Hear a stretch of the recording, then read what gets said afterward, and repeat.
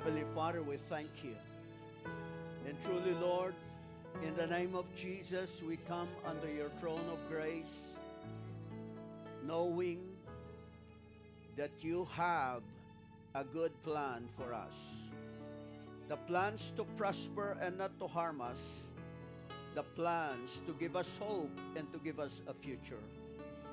For truly, Jesus is our living hope.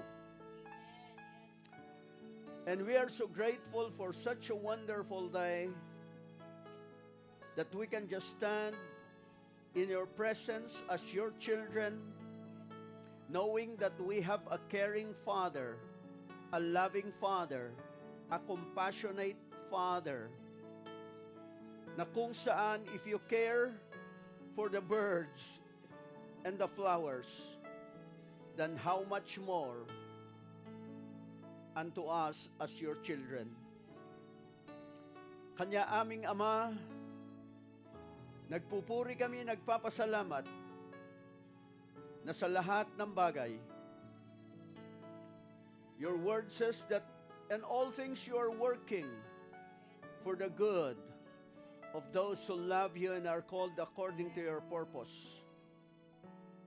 And so that this day we just continue to ask, have your way, and speak unto us, open the eyes of our understanding, at patuloy nga na iyong katagpuin ang bawat anak niyo sa mga sandaling ito.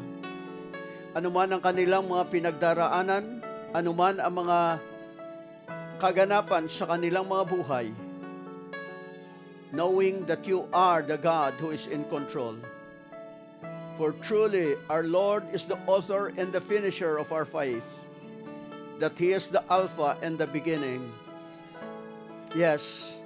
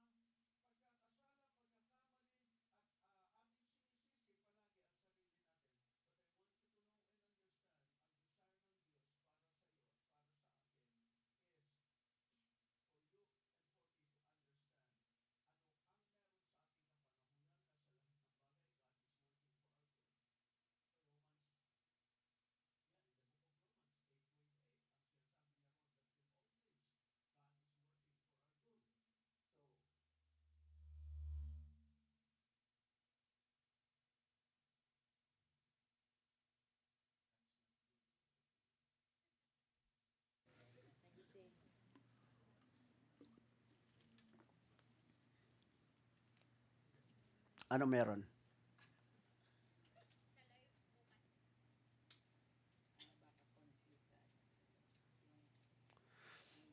Okay. So, that's why as people of God, we have to understand na ang pangunahin dapat ay walang iba kundi ang salita ng Diyos. Then, so that whatever goes on o ano pa man yung mga pangyari at kaganapan sa ating kapanahunan, still, ang sinasabi ng salita ng Panginoon in Psalm chapter 1 verses 1 to 3, if you will understand the power of the Word of God, na eto ay buhay at eto ay may ganapin at merong mga dapat na gawin sa buhay natin, okay? So, it speaks of something sa buhay po natin nang sabi roon, blessed is the man o pinagpala ang mga tao na ang kanilang mga pangunahin na pinagbubulay-bulayan o yung bawat lakad nila nakatuon palagi sa salita ng ating Panginoon. That's why you will notice, ang sabi ron, blessed is the one who does not walk in step with the wicked or stand in the way that sinners take or sit in the company of mockers. In verse 2, but whose delight is in the law of the Lord and who meditates on His law day and night. Okay? So, yun ang tinutukoy ng salita ng Diyos. And then, you will notice, ang sabi niya roon, we can be like a tree planted by the streams of water na mamumunga sa takdang panahon na kahit na ano ang pangyari, kahit na ano ang kaganapan. Because you have to understand, just like the men of Issachar, ang sabi roon, people of Issachar who understood their times and knew what Israel should do. So, 1 Chronicles 12:32, mga tao ng Issachar na nakakaunawa ng kanilang kapanahunan at alam nila kung ano ang dapat nilang gawin. So, kapag hindi ho natin naunawan ang takbo ng ating panahon at hindi rin natin alam kung ano ang ugnayan na meron tayo sa Diyos, then we will be a confused generation. We will be a confused people. We will be a confused church. So, it's, alam ho niyo, napaka-pangit sa buhay na to. I would say, life is useless kapag hindi mo natutunan ano ang layunin ng Diyos sa buhay mo. Okay? So, they understood the times. Marunong silang bumasa, alam nila paano kapain ang panahon at ano ang kaganapan, ano ang mensahe ng kanilang kapanahonan, ano ang sinasabi nito. Okay? So, that's why as people of God, in Acts 13:36, it speaks about David. Ang sabi roon, David, so when David had served God's purpose in his own generation, he fell asleep. O bago siya mamatay. So, makikita ho natin na kapag naunawaan mo na meron kang layunin sa buhay na to, then you are not bound and you are not intended for accident, you are not intended for sickness, you are not intended for disease, or anumang kalamidad. Ang tinutukoy doon is, dahil kung titingnan natin ang buhay ni David, lahat ng dinaanan ni David, lahat ng pangyayari sa buhay ni David, mula pagkabata, kahit na kinaharap niya si Goliath, kahit na maraming digmaan sa buhay niya, maraming betrayal, maraming mga pag-uusig, pero hindi ho natapos ang buhay niya. Kahit na marami ang naghangad ng buhay niya, natapusin yung buhay niya, hindi natapos ang buhay niya. Why? Markado siya ng Diyos at merong inilagay sa buhay niya na layunin. So the same thing as children of the living God. Bakit ka naipanganak na muli? Bakit ka na born again? Bakit mo nakilala ang Panginoon in such a time like this? So that the plans and the purposes of God na inilaan niya sa buhay mo ay makita mo at lakaran mo. Okay? So, it's a life is useless if you will just fall into sleep pagdating ng araw without fulfilling. So, kanya, makikita mo, mababasa mo na sa buhay ni David, okay, longevity of life o yung tinutukoy na long, good, satisfying life ang naranasan niya hanggang sa dumating siya sa katayuan na matandang-matanda na siya. Okay? O hanggang sa satisfied siya sa buhay niya bago natapos yung buhay niya. So, the same thing, I believe each and every one of us. At madalas nga, nung panahon nga ng quarantine, nung panahon ng COVID, ang binabanggit ng karamihan sa atin, walang iba kundi yung Psalm 91. Naging memory verse pa yan. Ewan ko lang ngayon kung alam pa ninyo o mababalikan pa ninyo at masasabi pa ninyo yung Psalm 91. Di ba? He that dwells in the secret place of the Most High shall abide under the shadow of the Almighty, and I will say. So, ang sabi niya ron, and I will say. So what are we saying today na ngayon ay kinakaharap natin, walang iba kundi ang digmaan o epekto ng digmaan na nagaganap sa ibang bansa at ngayon kasama ang ating bansa na nagdurusa, kasama ang ating, actually, hindi lang naman bansa natin eh. Buong mundo. Okay? Why? Well, ako naniniwala ako doon sa sinasabi ng salita ng Diyos na kasi tayo'y patungo doon sa panahon na kung saan ang mundo, mangangailangan sila ng isang katulad ni Kristo at iyon ang kanilang yayakapin at iyon ang kanilang sasambahin, which is what we call the Antichrist. Dahil ang senaryo is magulong-magulo ang mundo, ngayon papasok siya at siya ay magdadala ng pangako ng kapayapaan at kaayusan sa lahat ng bansa at buong mundo. He will be promising peace.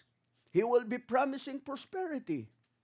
And He will come in such a time na kung saan siya yung magiging mediator ng lahat ng bansa.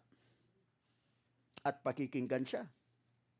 So, that's why, if you will just go first with me, Psalm 91.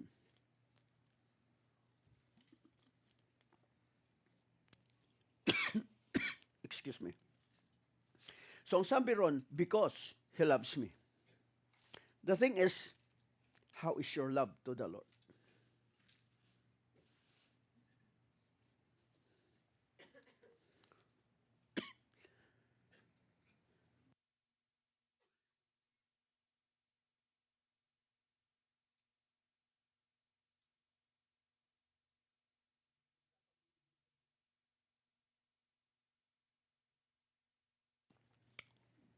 Tingnan mo ang katabi mo.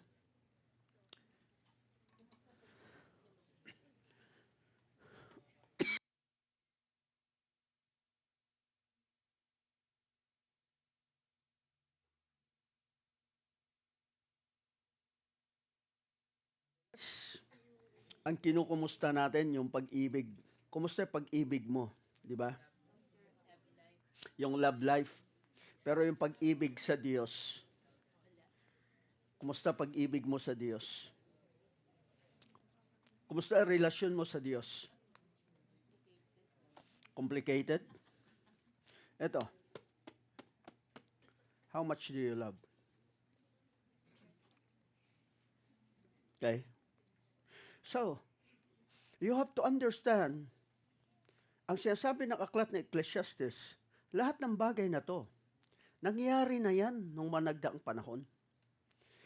In Ecclesiastes chapter 1, verses 9 to 11, it speaks about something that it has already happened in the past. Ngayon, it is happening again. So ang sabi ron, what has been will be again, what has been done will be done again. There is nothing new under the sun. Is there anything of which one can say, look, this is something new? It was here already, long ago. It was here before our time. No one remembers the former generations, and even those yet to come will not be remembered by those who follow them. So, kaya kapag tiningnan ho natin, tayo, maikli ang mga memorya natin.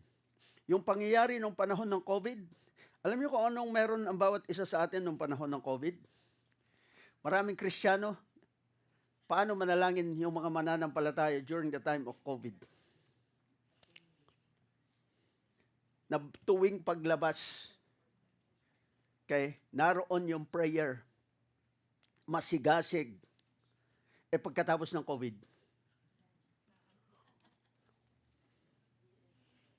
So, you see, madaling makalimot ang tao.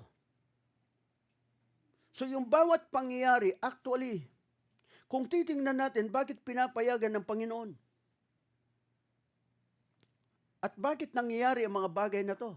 Well, history is just repeating itself. In chapter 3, verse 15 ng Ecclesiastes, ang sabi roon, lahat ng mga bagay na yan, naganap na yan noon. Ngayon, nangyayari lang uli. Dumaan ang buong daigdig sa tinatawag na World War I, World War II. And now, what are we seeing? Senaryo patungo sa ikatlong pandaigdig na digmaan. At ano ang pwedeng maganap? So that's why, as people of God, you have to understand that we are in a time na kung saan dapat alam natin ano ang dapat gumabay sa atin, ano ang dapat na maging gabay natin sa panahon natin. Because anytime we believe, minsan, makikita mo roon, may mga nagpo-post, sabi niya, bakit ang mga Israel o ang bayan ng Israel, hindi sila naniniwala sa Diyos? Gusto mo bang maniwala na sila sa Diyos ngayon? Okay? So, because in Romans chapter 11 and verse 25, ito ay nagsasaad na isang uri ng misteryo na kung saan kapag ang bilang natin na mga hindi Hudyo ay maging lubos na, then tapos na. What about your loved ones? If you are thinking about your loved ones, kumusta sila? Nakakilala na ba sila sa Panginoon? So, ang sabi niya rito, I do not want you to be ignorant of this mystery, brothers and sisters, so that you may not be conceited. Israel has experienced a hardening in part until the full number of the Gentiles has come in. So, yung pinto ay hindi pa nagbubukas para sa kanila dahil ang pintuan ay bukas pa para sa atin na mga hindi Hudyo. Ngayon, kapag nagsara o nagbukas na sa kanila, magsasara na sa atin. O magsasara sa atin dahil yung bilang natin. So remember during the time of Noah, lahat ng tao tinatawanan si Noah. Pero si Noah, gaano katagal yung panahon na ginagawa niya yung arko bago dumating ang dilubyo? 100 years. Pero nung dumating na, on the 100th year, at nung magsara na ang pinto, ang nangyari sa tao. So the same thing. So we are in a generation, and one of the things that I believe na gagawin ng Panginoon sa ating kapanahunan ngayon is for you and for me to understand our generation. Kasi if we can understand that there is something as such na transfer o paglilipat ng kung ano ang kayamanan ng mundong ito to do something in the kingdom of God before the end comes. Okay? So that's why I believe na katulad ng sinasabi ng Proverbs chapter 13 verse 22 na kung saan eto ho ay tumutukoy, tumatalakay. The thing is, are you a good man? Are you a good person? So ang sabi ron, a good person leaves an inheritance for their children's children, but a sinner's wealth is stored up for the righteous. Okay? Now, in Ecclesiastes chapter 2 verse 26, it speaks of something. Kasi kung titingnan ho natin ang buhay natin ngayon, na kung saan yung sweldo natin ay hindi sapat para sa 1 kilo ng anong ulam? Salmon. Magkano 1 kilo ng salmon? Laman, 800. Okay? O yung, ano yung madalas, yung Pampano? Ha?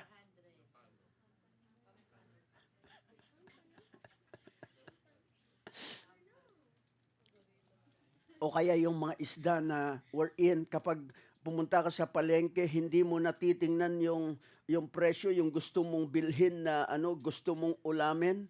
You see, karamihan pa sa atin, lahat po tayo, we always go to somewhere else sa mga kainan. Pagdating sa kainan, saan tayo nakatingin? Saan? Sa kanan, sa kaliwa. Yung naroon sa kaliwa, yun yung gusto natin kainin. Pero kapag tiningnan mo yung gusto mong kainin, afterwards, yung mata mo, titingin sa kanan. Pag nakita mo yung naroon sa kanan, aayaw ka na.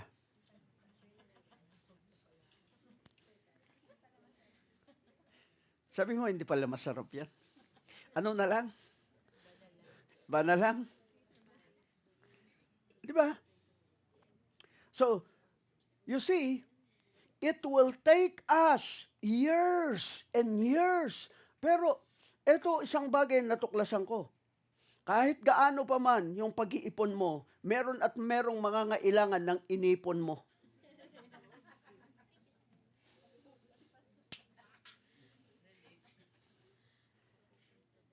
Ha? Pupunta sa iba yung inipon mo. Huwag mong sabihin, hindi, sa akin pupunta. Hindi. Pag nalamang may savings ka, pag hindi mo pinahiram, saan pupunta yung mga savings mo?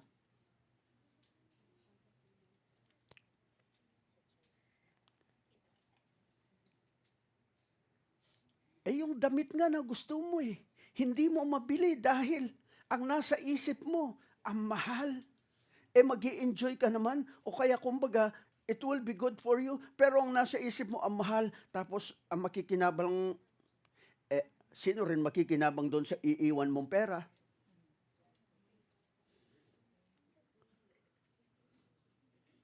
Diba? Dapat maging balansyado tayo. You see, it will take time bago tayo lubos na umunlad. It will take the power of God. So, kaya mamili ka lang. Dalawa lang ang tinutukoy dyan. A person who will please the Lord or a sinner. Kang mag-alala dyan sa flood control na yan. Darating ang araw. Lilipat yan. Mga perang yan, lilipat yan sa tamang mga kamay. Ang tanong, tama ba yung kamay niyo? Di ba? So, that's why you have to understand as for us, as people of God, merong sinabi ang salita ng Diyos. Okay?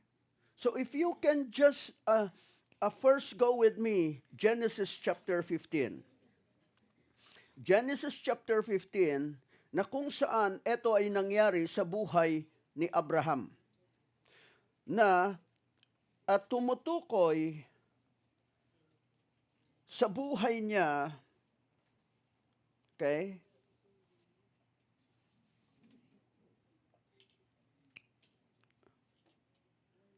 Yeah, start with me, verse 13. Sa verse 13, ito yung sinabi. Then the Lord said to him, know for certain that for 400 years your descendants will be strangers in a country not their own, and that they will be enslaved and mistreated there. But I will punish the nation they serve as slaves, and afterward they will come out with great possessions. Sino ang tinutukoy niyan? Sino tinutukoy niya? Kaninong panahon yan? Sino ang lumabas? O anong bansa? Egypt. Kaninong kapanahonan? Moses. na nung lumabas sila, dala nila ang buong kayamanan ng Egypt na pinagpagalan ng kanilang mga magulang. And afterwards, para saan? Saan nila gagastusin yung kayamanan na yon na kapag tiningnan mo, sila naman ay papunta sa lupang pangako. They are going to the promised land. And in their journey, merong pong tinatawag na wilderness sa kanilang paglalakbay. Wala namang mga malls doon. Hindi katulad ngayon. Di ba? So, sa ngayon, marami ng sa disyerto, ang dami ng mga pasyalan at pwedeng mga pamilihan. Pero nung panahon nila, ano ang bibilhin nila? Para saan ang kayamanan nila? Dahil dala-dala nila ang kayamanan ng Egypt. At ganoon din, ang pangako ng Panginoon sa kanila, ang sabi sa kanila is, doon sa lupang pangako kung saan sila dadalhin, titira sa mga bahay na hindi sila ang nagpatayo, mapapasa kanila ang mga lupain na hindi nila pinagpaguran. So, a land flowing with milk and honey, and afterwards, ang sabi sa kanila is, iyon ang magiging tirahan nila. Okay? And you see, as people of God, you have to understand that you have a purpose in this life.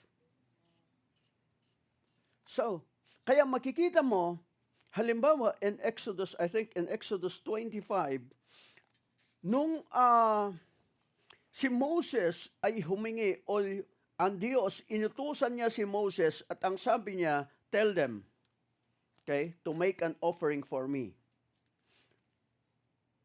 So, verse 1, the Lord said to Moses, tell the Israelites to bring me an offering. You are to receive the offering for me from everyone whose heart prompts them to give. Para saan? Ano yung offering na yon? Pag binasa mo yung buong konteksto, dahil merong itatayo na tabernacle, merong templo na itatayo, o merong gawain ng Diyos. May gagawin ang Diyos. Ang sabi ng Diyos, gawin nyo para sa akin. Tell the Israelites, mapalalaki, mapababae, mapabata, mapamatanda. So, everyone. So, kasi may purpose. And afterwards, nung mag-offering sila, ayaw tumigil ng mga tao in their giving.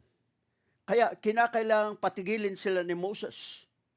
Now, pagdating doon sa Exodus 33, nung si Moses, or rather 32, okay, nung si Moses ay nakikipag-ugnay sa Diyos at hindi pa siya bumababa sa Mount Sinai, yung mga tao, dahil walang patutunguhan o walang layunin yung kanilang mga kayamanan, eto ngayon ang pwedeng mangyari. Okay? Ang sabi nila kay Aaron, doon sa verse 1, igawa mo kami ng Diyos. Or in our times today, Pastor, gawa tayo activities. Pastor, eto dapat natin gawin. Magkaroon tayo activities. Self-centered activities na hindi naman ipinapagawa ng Diyos at ang sasabihin natin, gayahin natin yung church na yon, gayahin natin yung ginagawa nila. So that's why when we try to copy others, then we are not fulfilling what God has called us to do. Kaya ano ang mangyayari? Each and every church, they have their own idols. They have their own golden calf. Kapag hindi ho tayo naging maingat. And eto, yung sa verse 2, sumagot si Aaron sa kanila at ang sabi niya, Aaron answered them, take off the gold earrings that your wives, your sons, and your daughters are wearing and bring them to me. Your family. Okay? Paano yung tatay? doon sa isa, sa 25, yung para sa gawain ng Panginoon sa tabernakulo ng Diyos, everybody's involved. Pero dito, sino lang magsasakripisyo?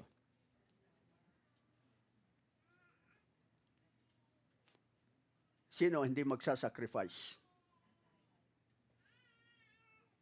See? Selective. So, nagiging selective yung kapag ang ating mga pag-unlad ay walang layunin. So, we call that prosperity without a purpose. And you see, sino masasacrifice? Sino magsasacrifice? Yung asawa.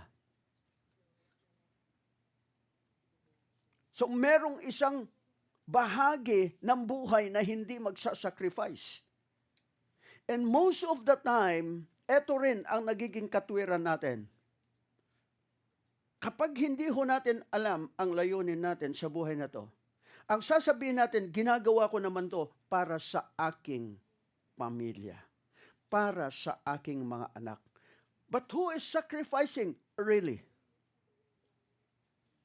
For example, the father goes away for a long time. Na ilang taon mong hindi makikita. Who is paying the sacrifice? The family.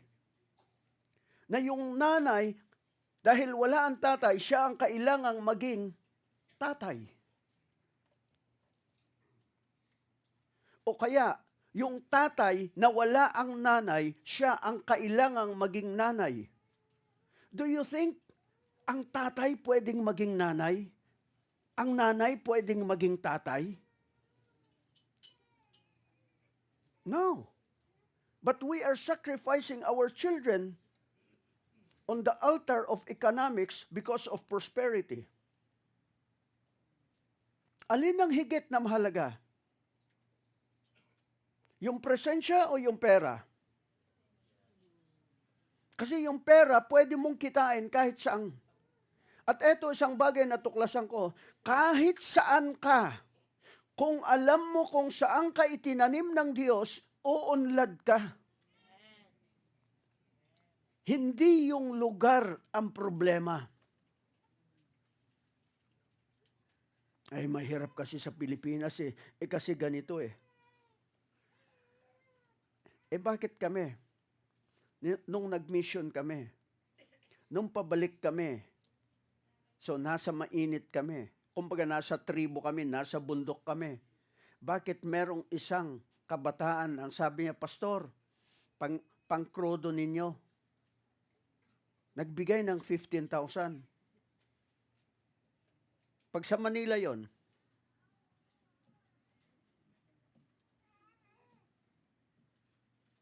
and afterwards, dati-rate yung mga bahay kubo na tinutukoy, pag nakita mo yung mga bahay nila, di ba rich? Kaganda ng bahay nila. Sasabihin, ano naman, kahit na maganda ang bahay, nandun naman. But you see, ang isang bagay na sinasabi ko roon, most of the time, yung mata natin nakatingin doon sa iba, samantalang kung kahit saang lugar ka, kung doon ka itinanim ng Diyos, God can bless and God can prosper you. God, so that you can know ano yung purpose mo. Ano yung layunin mo.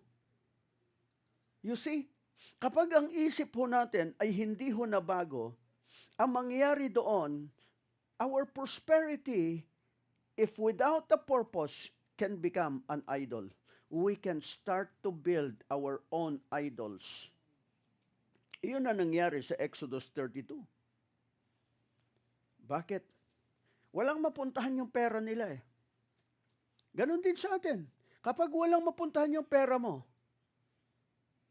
anong gagawin mo?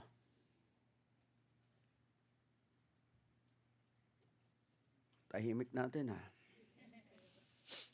Ha?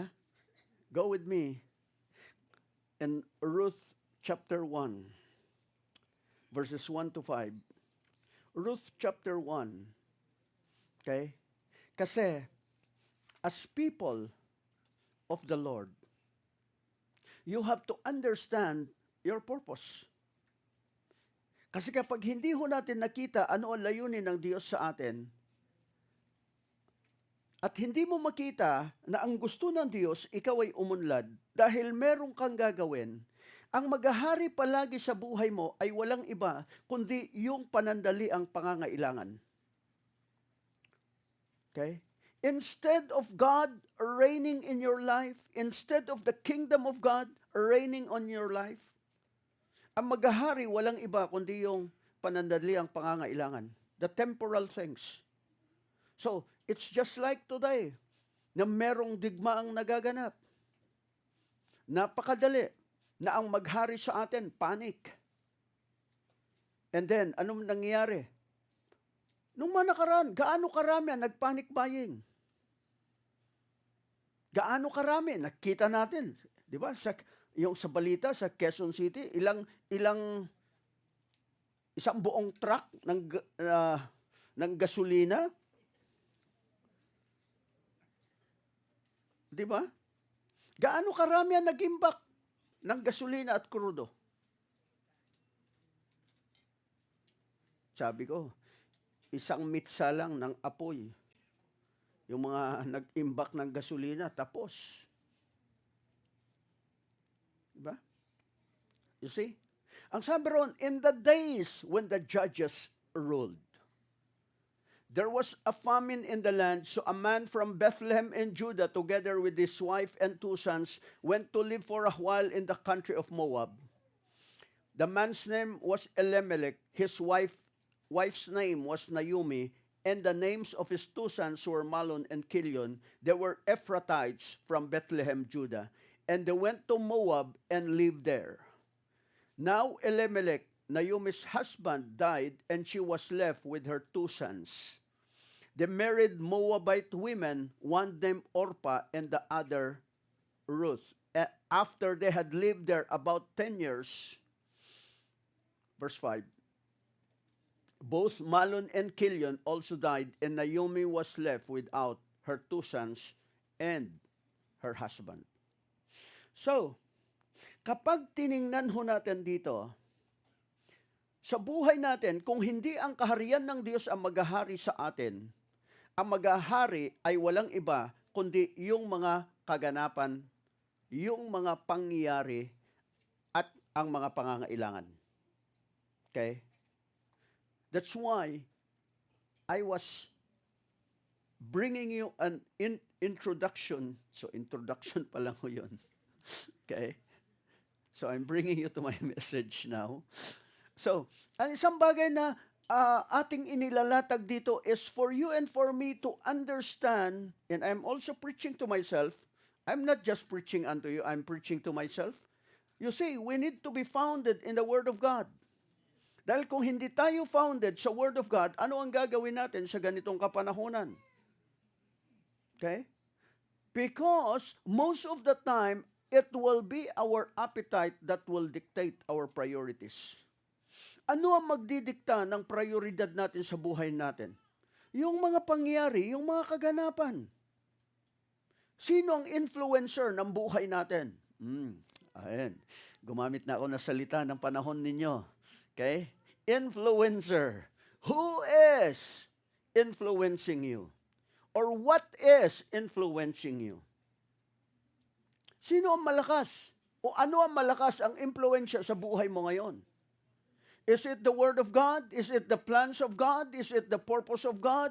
Na kung saan, kung alam mo, Jeremiah 29:11, ang sinasabi niya ron, for I know the plans I have for you, plans to prosper you and not to harm you, plans to give you hope and to give you a future. So makikita mo, yung sinasabi ni Propeta Jeremiah sa kanyang kapanahonan, eto yung sinasabi ng Diyos, eto yung pangungusap ng Diyos, eto yung salita ng Diyos. Kanya sa panahon ho natin is, ano ang sinasabi ng Diyos sa atin.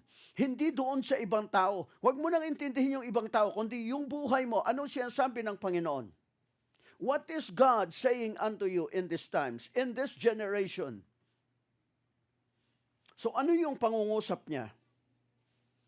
Okay? Kasi napakadali kapag tiningnan mo yung bills mo. Imagine yung magpapakarga ka, magpapa-full tank ka, yung dating 1.5 biglang naging 5,085. And afterwards, yung dati kapag nasa Baguio kami at pabalik na kami na Maynila, magkakarga kami ng gas. So coming from Mountain Province, so magkakarga kami ng gas. Dati na kumbaga 2,000. Imagine nung magpakarga kami is, wow, sabi ko, wow, 7,200 plus. Yung dating 2,000. So makikita mo yung inflation. Na lahat ng bagay nagbabago. Now, pwede kang mataranta. Naku, wag na tayong mag-mission sa susunod. Okay? And even as you look at the food consumption, aayaw ka na. And then, meron ka pang kasama na along the way, kumbaga, isa sa staff ninyo ay biglang hindi mo maintindihan ano ang nangyari. At kailangan dalhin mo sa ER. Mas mahirap umuwi na luhaan. So you see, but we have the Holy Spirit with us. We have God with us. Kailangan tumingin ka lang sa loob. Who is living on the inside of you? Greater is He that is in us than he that is in the world. No weapon formed against us shall ever prosper. Who can separate me from the love of God that is in Christ Jesus? You need to remind yourself of the Word of God. You need to understand na ang sabi ng salita ng Diyos na ultimo ang diablo, we can overcome Satan by the blood of the Lamb and by the word of our testimony. So what is your testimony? What is coming out of your mouth? Your testimony actually is your agreement with the promises of God. Or what did God did in your life? Anong ginawa ng Diyos sa buhay mo? I will not die, but I will live to declare what the Lord has done. Yun ang sabi ng salita ng Diyos. So what are we declaring? Okay? So ang sabi roon, during the time of the judges, panahon ng mahukom. Ano ba meron sa panahon ng hukom? Ito ho, kung babasahin mo yung aklat ni Joshua, pagkatapos na si Joshua, ang kanyang generation, nung sila ay wala na, tapos na ang buhay nila, tapos na ang kanilang mga layunin, okay? Ang pumalit ngayon ay henerasyon na kung saan kanilang ininherit lamang o ipinamana sa kanila kung anong pinagpagalan ni na Joshua. So you can see as well, even with our children, after all the sacrifices, sino ang nakaranas sa mga anak natin na kung saan yung damit ng panganay, pagkatapos ng graduation, itatabi para sa susunod. O yung mga sapatos nila, naranasan ba nila na yung pasahan ng damit? Most of the time, hindi. Bihira lang. Okay? Pero sino sa atin yung mga nakaranas ng ganon? Now, they're enjoying the fruit of our labor. So katulad ho ng panahon ni Joshua. So, nagpagal ng husto si Joshua at ng kanyang generation. Pagkatapos nun, inihanda nila ng husto kung ano ang ipapamana sa kanila. Pero hindi na ihanda yung susunod na generation na ang nasa isip na lang ngayon. Tingnan mo mga bata ngayon. Kahit saan ka tumingin, isturbuhin mo yan. O kaya pag nalobat ang cellphone nila. So, imagine, ultimo sa tribo nga nandoon kami. Walang signal, pero bakit may wifi? At sinong kumikita? Nung kami maglakad, nakita ko, may mga to all my loyal customers. Because it's my birthday, Piso Net is now free during this day. Nakita ko yun. Sabi ko, pipicturean ko sana. Kaso wala yung aking assistant Sabi, pakukuhain ko sana ng ano para sabi ko ma-post nga to sa ano. Okay? So you see, at nakita namin, ultimo bata, pag nalubat yung cellphone na hawak niya, pupunta doon sa kung sino yung may cellphone. Sabi niya sa nanay niya, cellphone. Kinukuha sa nanay niya. Sabi ng nanay niya, wala akong dala, hindi ko dala cellphone. Ikot. Naghanap kung sinong may available na cellphone. And afterwards, kita ko, akala ko nasa CR lang. Nandoon sa CR, nakaupo.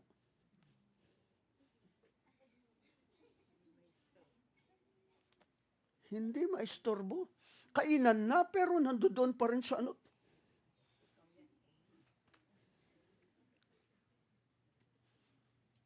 Okay? Time of the judges, na kung saan, ang sabi ron, a generation. Judges chapter 2 verse 10, a generation that does not know the Lord. Okay? So bakit hindi nila, ang sabi ron, after that whole generation had been gathered to their ancestors, another generation grow up who neither knew the Lord nor what He had done for Israel.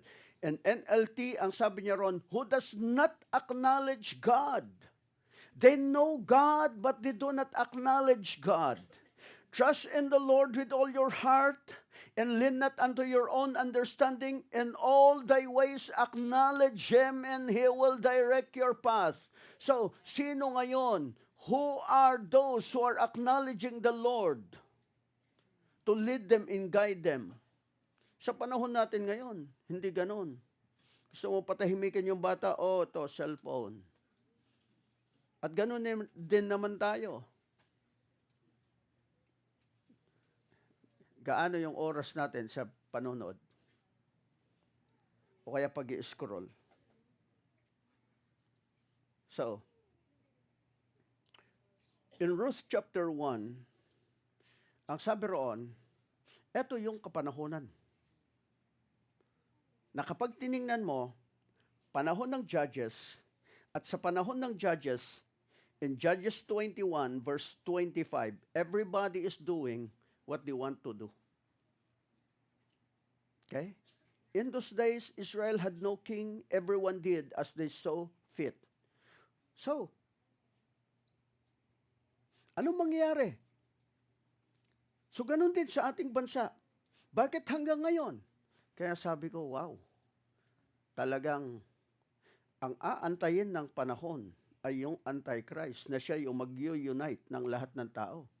Sa ngayon, watak-watak ang bansa natin .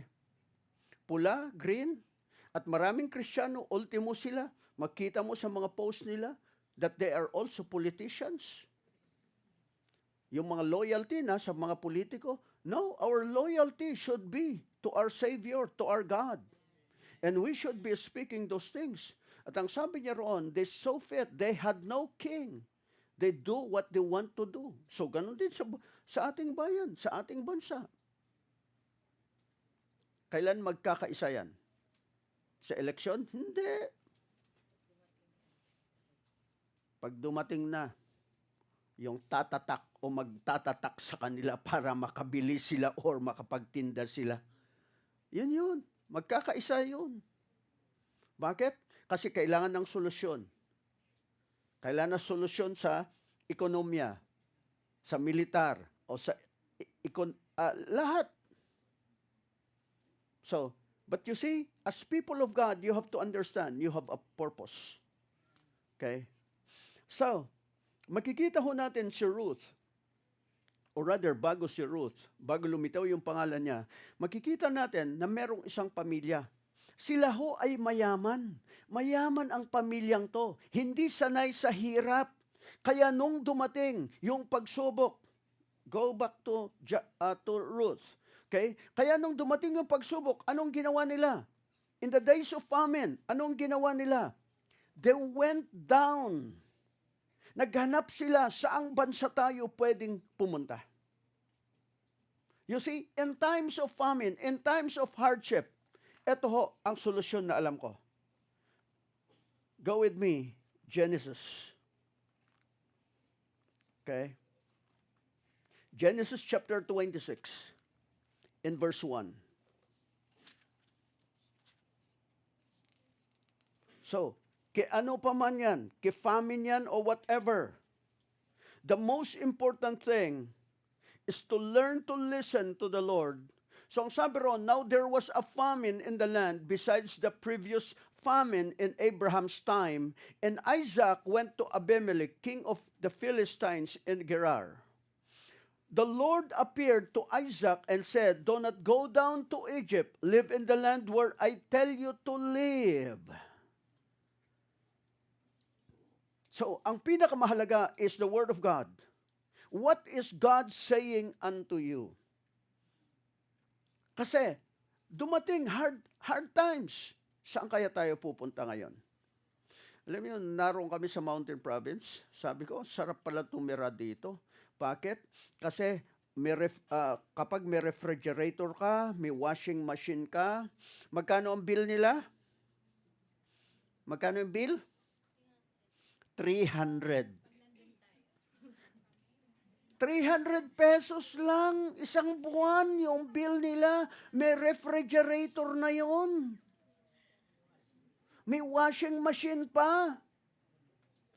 Pag nandoon kami, pag dumating ang mga taga Maynila, nagiging 500. So you see, sabi ko, parang ang sarap tumira. Pero kung hindi ka doon tinawag at hindi ka doon itinanim ng Diyos, well, wala rin. Okay? So, ang sabi rito is, do not go down to Egypt. Bakit? Dahil may plano siya pumunta Egypt. Ano Egypt? Sistema ng sanlibutan. Sa ganitong kapanahunan, kapag dumarating ang kahirapan, ano unang iniisip? Sistema ng sanlibutan. Ops. Takalin lang yung pagkain. Ops.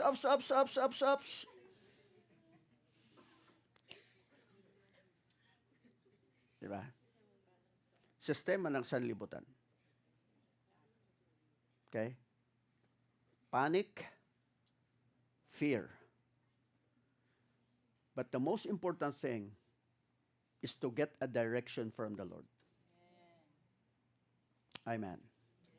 Father, we thank you that even in such a time like this, aming dalangin, bigyan nyo kami ng kaparaanan. Bigyan nyo kami ng pangungusap. Mangusap ka sa amin. Give direction to your people. Speak to your people. And since you are our shepherd, Lord, lead us in such a time like this.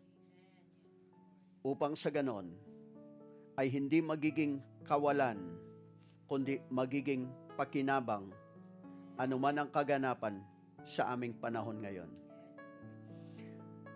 Na ang iyong mga anak ay hindi mauubusan, hindi mawawalan, hindi kinakailang magbenta ng ari-arian o magsanla, but rather, in such a time like this, your people will be blessed and be prosperous. And that, Father, we must see part of your promises, that the wealth of the wicked is laid up for the just, and that we will see transfers. So that we just commit the congregation before you. We commit our churches before you. And we pray for our people, even our leaders, that we may discern the signs of the times and lead our people accordingly. So, Father, may you be lifted up and be glorified in our lives. And give us a hearing ear and a seeing eye, especially in our generation. So we thank you for today. In Jesus' name, Amen. Amen. So ang sinabi sa kanya ng Panginoon, do not go down to Egypt, live in the land where I tell you to live. And then the Lord, in verse 12, eto isang bagay na natutunan niya. Kasi kahit na sa panlabas, pwedeng lahat yan famine, pwedeng lahat yan dry, pwedeng lahat walang, as if walang nangyayari. But there are things that our eyes cannot see. Yung sa nakikita natin, limitado tayo. Pero sa hindi nakikita, hindi mo alam kung ano ang pwedeng gawin ng Diyos. So during the time kung saan siya inilagay ng Diyos, ang sabi roon, Isaac planted crops in that land, and the same year reaped 100-fold, because the Lord blessed him. What we need actually is the blessing of the Lord. And we are blessed as His children. Okay? You can read, actually in Genesis chapter 26, na isa sa pinabuksan ng Panginoon kay Isaac ay kung ano yung mga ginawa ng tatay niya noon na afterwards sa panahon niya ay tinabunan at sinabing, oh, parang sa panahon natin ngayon, madalas kapag nagkukwento ka ng iyong nakaraan, ang sasabihin ng iyong mga anak, oh, history na naman. Nung panahon nyo yan. Nung time nyo yan. But you see, there are things in the time of Abraham na ibinigay ng Diyos sa kanya that enduring hard times, nung si Isaac, pinabuksan muli ng Diyos.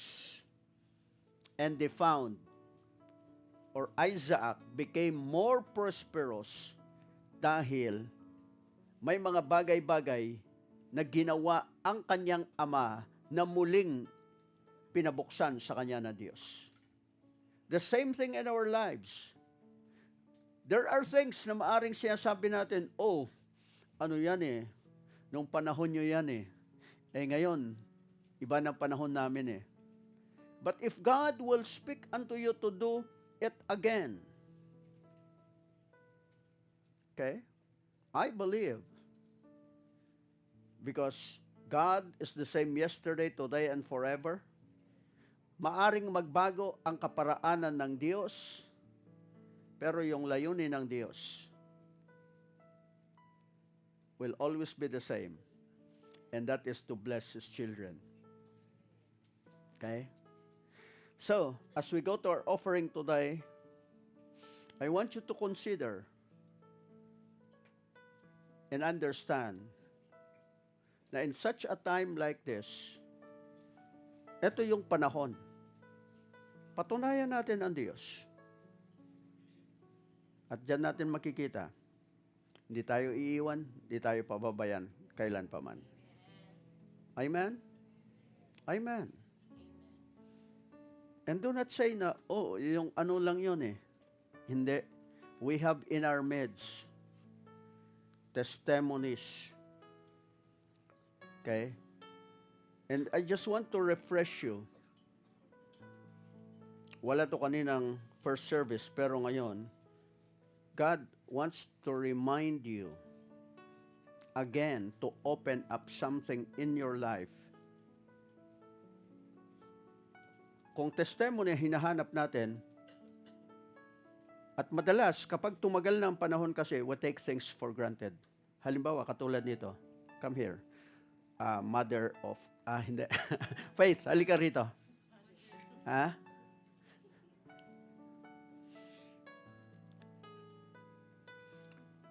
Ito si Faith. Dati-rati, maliit lang yan. Pero ngayon, laki na oh. Ilang taong ka na? 21 to 22. Next month, 22 ka na, di ba? 22. Kapag dumaan yung ganun kahabang taon, mahaba na yun eh. time comes, you start to take things for granted. Na hindi mo na babalikan ano ang naging susi o paano naging himala si faith. Di ba? Maaring itong mga magulang niya, kampante na eh. Pero you see, it's a testimony. Kung sa panahon ni Abraham, tinabunan yung mga hinukay ni Abraham na naging daan ng kanyang kaunlaran noon, o para makita niya ang himala ng Diyos o yung provision ng Diyos sa buhay niya sa bawat area ng pangangailangan, well, with all those years, 22 years, pwedeng ang gawin mo na lang is to take things for granted. Okay? But we all know the secret. Bakit? Isinilang si Faith. Tanong niyo na lang yung tatay niya at nanay. Di ba? It's a reminder. May utang ka pa sa Mountain Province.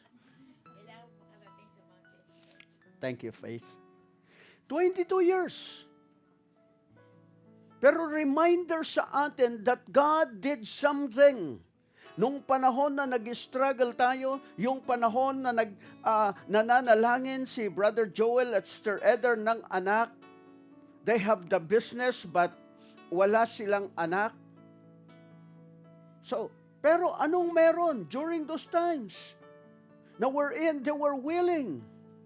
Yung panahon na kalakasan ng kita nila, pero they sacrificed, they went with us.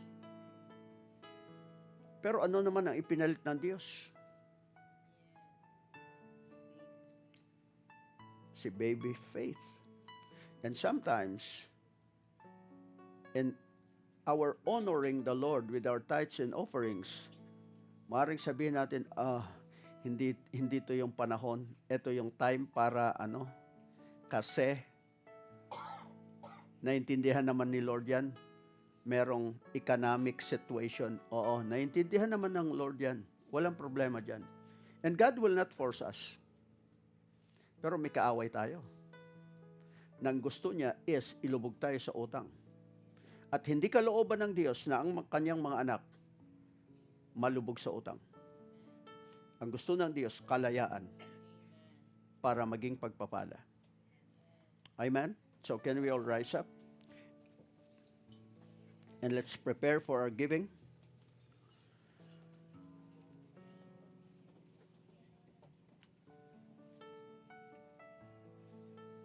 Father, we thank you.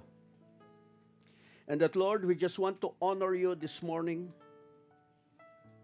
na muli sa buhay ng bawat isa na balikan namin na nung mga panahon na kami naghihikaos. Mga panahon na kami ay walang-wala. And then you taught us your principle. You taught us your word. And we have seen the breakthroughs coming over our lives. Today, once more, if we have neglected and we have taken things for granted, Father, refresh our hearts. And we ask, even as we have heard your miracles, as we have heard your provision, as we have heard what you have done in the past, I ask, renew them in our days and bless your people. And we thank you for today as we honor you.